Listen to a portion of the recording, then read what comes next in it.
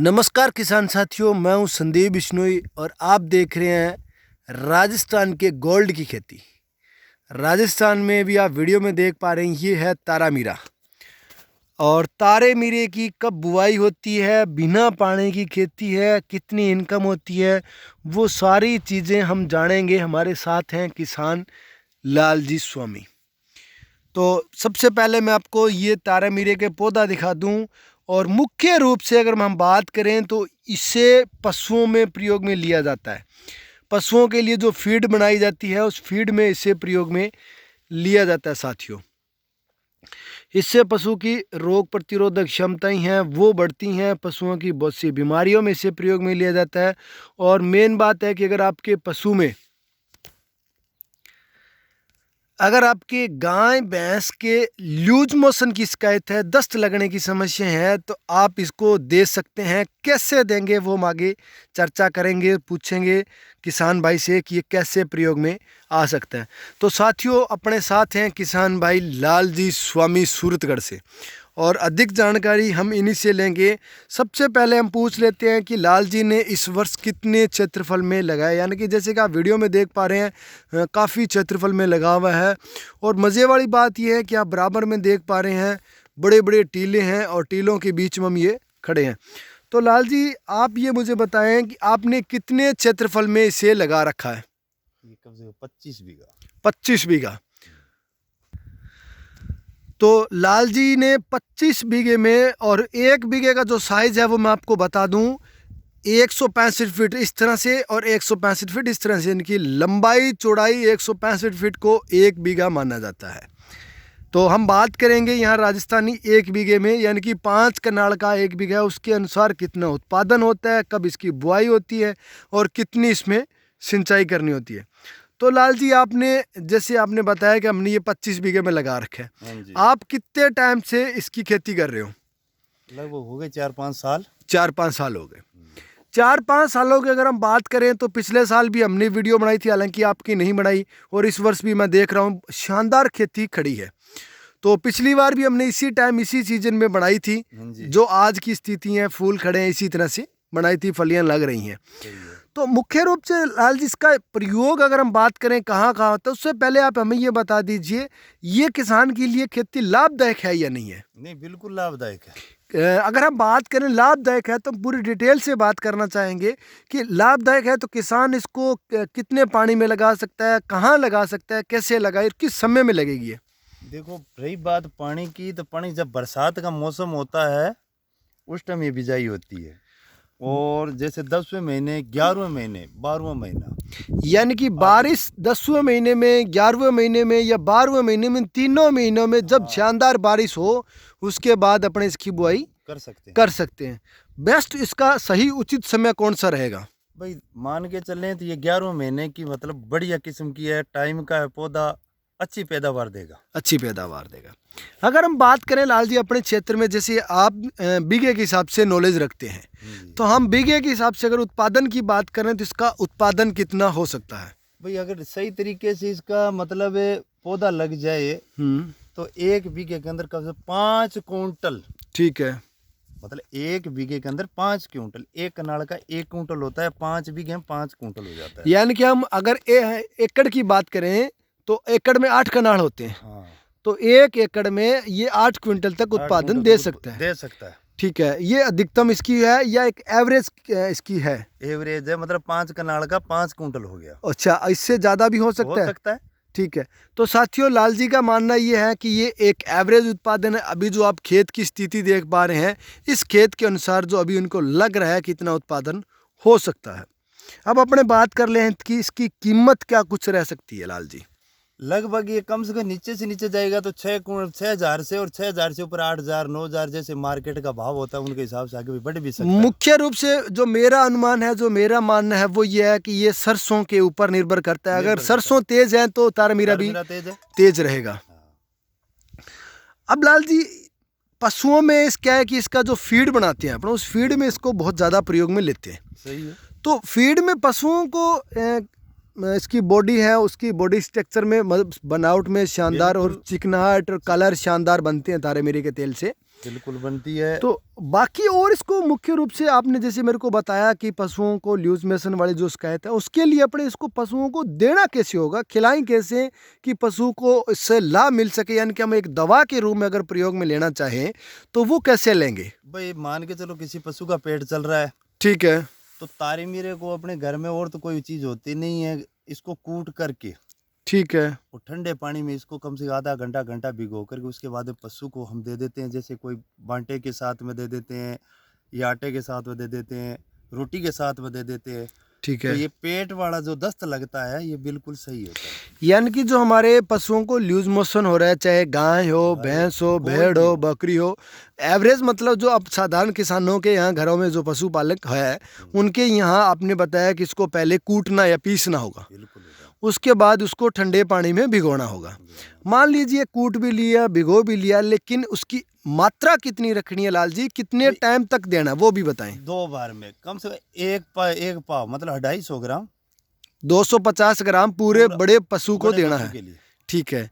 अगर हम बात करें लाल जी, साल 1.5 साल की छोटी बछड़ी है या छोटी कटड़ी है, उसके लिए हमें कितनी मात्रा रखनी होगी? बस ये 100-150 ग्राम 100-150 ग्राम। 100 यानी कि आपने को ये देखना, अगर हम बात करें भेड़ बकरी के लिए तो उसके लिए अंदाजन कितना हो सकता है? भाई ये कि एक 50 ग्राम 70 ग्राम 100 ग्राम जैसे अपने पशु रहेगा उसके अनुसार अपने को उसकी डोज रखनी है। ठीक है। अब में उसका खिलाने की चाहे कोई सी भी विधि हो सकती है, लेकिन हमें उसको पहले कूटना या पीसना है, उसके बाद ठंडे पानी में मिला के भिगो के फिर पशुओं को देना है।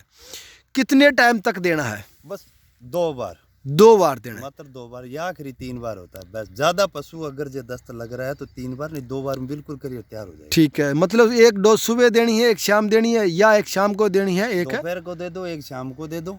ठीक है। सुबह दे दो, दोपहर को दे दो। ठीक है। भाई 4-5 घंटे के अंतराल में आप देते रहो, 2 बार ठीक है। तैयार हो जाएगा। मान लीजिए लाल जी किसी ने अगर ज्यादा दे दिया तो कोई इसका साइड नहीं, इफेक्ट? कोई नुकसान नहीं, कोई नुकसान नहीं। नुकसान नहीं है।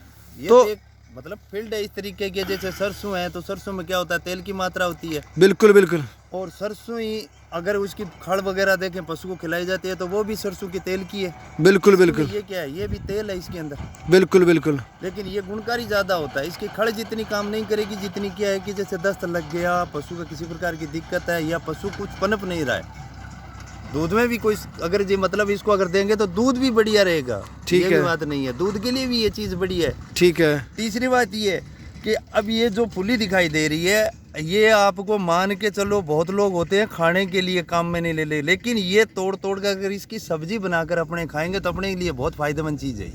अपने कहाँ काम आएगा लाल जी, अपने इसका क्या बेनिफिट होगा? हम रुको। देखो। तो लाल जी आप जो मेरे को ये फूल दिखा रहे हैं, अपने इस बात करें इन फूलों की, तो ये जो फूल है इन फूलों से मतलब क्या आपका कहने का तात्पर्य है कि सब्जी बनती है? बिल्कुल सब्जी बनती है। सब्जी लाल जी हमें विस्तार से ना बता के आप एक शॉर्टकट रूप में बता दें कि कैसे बनती है। ये मैं बताऊं, पहले तो बात ये होती है कि जब बरसात का मौसम होता है तो बिरानी क्षेत्र में खुम्बी होती है। ठीक है। और वो खुम्बी खाने से क्या होता है कि आदमी के अंदर तंदी रोग होता है, वो काम में करती है बिल्कुल। ठीक है। अब इस टाइम में देखा जाए तो ये एक रतौंदी की तरह, जैसे आंखों में कमजोरी अगर कच्ची खाएंगे तो आंखों के लिए मतलब ठंडी नजर है कि जैसे अपने कच्चा धनिया, कच्ची हरी मिर्च, कच्ची गाजर खाते हैं कितना लाभदायक होता है। ठीक है। इसी तरह अगर इसको कच्ची खाएंगे चबा के तो भी ये फायदे करेगी। ठीक है। आंखों की नजर के लिए सब्जी खाएंगे तो भी आंखों की नजर के लिए काम करेगी। ठीक है। बाकी तो मैं आपको क्या बताऊं कि लोग खाते भी कम है, उनको पता भी नहीं होगा, नॉलेज नहीं है लाल जी, सबसे बड़ी बात ये है। और दूसरी बात ये है, ये जो राजस्थान की मुख्य रूप से ये राजस्थान में होती है, राजस्थान से बाहर नहीं होती है। और ये चीज़ें हर यूट्यूबर बता नहीं सकता, हर यूट्यूबर को अनुभव नहीं है, हर किसान को पास ऐसा प्लेटफॉर्म नहीं है कि वो बता सके दूसरे साथियों को। तो साथियों कुछ आपको अगर नॉलेज लेनी हो तो अभी मैं लाइव नहीं हूँ क्योंकि यह नेटवर्क प्रॉब्लम है, इसलिए मैं अपने मन से जितने क्वेश्चन मेरे में उत्पन्न हो रहे हैं मैं पूछ लेता हूँ। बाकी लाल जी आपके अनुसार मुझे ये बताइए, इसमें अपने सिंचाई पानी देने की क्या कुछ रहती है? बुआई कब के बाद कितने दिन बाद ये पक्के तैयार होती है? इसको कटाने की क्या विधि है? निकालने की क्या विधि है इसकी? रही बात ये सिंचाई की और स्प्रे की, तो सिंचाई के बारे में बात करें तो जब बरसात की मौसम और बरसात हुआ तब इनको बिजाई कर दिया। ठीक जब है। पौधा अपना तैयार हो रहा है बढ़वार में है तब तक इनको कोई जरूरत नहीं है। ठीक अगर है। जरूरत पड़े और खुदा न खाते बरसात ना हो ठीक है। तो एक सिंचाई हम इस पर कर सकते हैं। ठीक है। वो किस टाइम में? इस टाइम में जिस टाइम में ये फूलों की पूरी है जैसे फलियां बन रही है उस टाइम में एक सिंचाई की आवश्यकता तो होती है। इस वर्ष लाल जी बारिश का मौसम ठीक रहा अपने राजस्थान में, एवरेज बारिश से ज़्यादा बारिश रही है, तो इस वर्ष क्या आपने इसको पानी दिया अभी नहीं तक? दिया, अभी क्या देने की जरूरत पड़ेगी? बिल्कुल नहीं है, मतलब इस वर्ष ये हमारे सबसे लो बजट की खेती है, बिल्कुल नहीं। यानी कि एक बार हमने इसको बुआई कर दिया, बुआई करने के बाद क्या आपने इसमें कोई निराई गुड़ाई भी की है? नहीं, कुछ नहीं किया, यानी कि बुआई करने के बाद आपने कुछ भी नहीं किया? नहीं स्प्रे भी नहीं किया। स्प्रे तो वैसे नॉर्मली बिरानी क्षेत्र में होती नहीं है साथियों। अगर आवश्यकता हो, अगर मान लो मौसम के प्रभाव से अगर बरसात हो रही है और कुछ इसमें तेला वगैरह की जरूरत है तो क्या है, मोनोसील एक स्प्रे होती है। ठीक है, तो मोनोसील बिल्कुल हल्की स्प्रे है, ठीक उसमें है, कोई दिक्कत नहीं है। ठीक है। तो मतलब अब की बार तो कहीं बरसात हुई है ज्यादा, इनकी वजह से नहीं तो कोई स्प्रे की जरूरत है ना ही कुछ हो रहा है, अच्छी मतलब है कि पैदावार है। मतलब इसमें ना ही तो यूरिया डालनी ना डीएपी कुछ भी डालनी, नहीं है। प्राकृतिक खेती है ये। प्राकृतिक खेती है ये। तो साथियों मेरा आपसे निवेदन ये रहेगा कि अगर आप अपने पशुओं के लिए इस तारे मीरे का अगर प्रयोग में लेते हैं ना तो आपके पशु अच्छा और रहेंगे, और फीड के तौर पे अगर आप अपने पशुओं को खिलाते हैं ना साथियों, बहुत ही ज़बरदस्त चीज़ रहेंगी।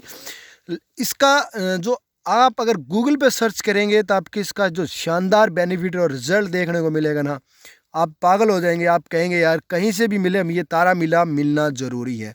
और खेती की अगर हम बात करें साथियों तो खेती भी एक लाभदायक खेती है और इसकी अभी फलियां लगनी स्टार्ट हो चुकी हैं, जैसे कि आप वीडियो में देख रहे हैं साथियों, इसकी फलियां बननी स्टार्ट हो चुकी है और इस तरह से इसकी मोटी मोटी फलियां बनती हैं जो भी आप वीडियो में देख पा रहे हैं। हालांकि हमने पिछले वर्ष तारे मीरे का एक वीडियो पोस्ट किया था जिसमें हमारे साथ थे डॉक्टर संदीप, जिन्होंने हमें अच्छी जानकारी दी पशुओं से रिलेटेड। अगर वो वीडियो आप देखना चाहते हैं तो हम डिस्क्रिप्शन में उसका लिंक दे देंगे। साथियों अगर आप घरों में डालडा घी यूज़ करते हैं तो वहाँ आपको तारे मीरे का तेल, तिल का तेल या सरसों का तेल यूज़ करना चाहिए। और विशेष रूप से अगर आप पशुओं को तेल देते हैं, ऑयल देते हैं, तो आपको तारे मीरे का प्रयोग करना चाहिए, क्योंकि ये एक मरुस्थलीय क्षेत्र राजस्थान का है जहां इसमें ना ही तो किसी प्रकार की कोई स्प्रे की गई है, ना यूरिया डाली गई है, ना डीएपी डाली गई है। प्राकृतिक खेती है, जीरो बजट की किसान के लिए लाभदायक है और आप अगर एक पशुपालक हैं तो आपके लिए बहुत ही लाभदायक है। लाल जी कुछ ऐसे क्वेश्चन रह गए हो, प्रश्न रह गया जो मैंने आपसे नहीं पूछा और अक्सर किसान के मन में वो जाग सकता है, तो वो ऐसा कोई बताएं आप जो मैंने नहीं पूछा आपसे। भाई मेरे ख्याल से तब क्या बताऊं, हो सकता है ये तेल है, लोग घर पर सरसों का तेल इस्तेमाल ज़्यादा करते हैं। ठीक है, लेकिन ये भी एक तेलनी खेती है। ठीक है, जो सरसों में तेल निकलता है, तारी मिरे में तेल निकलता है, मूंगफली में तेल निकलता है, लेकिन ये तेल अगर इसका बना करके अपने सब्जी में या घर में किसी चीज़ में यूज़ करें तो मेरे ख्याल से बहुत बढ़िया रहता है ये।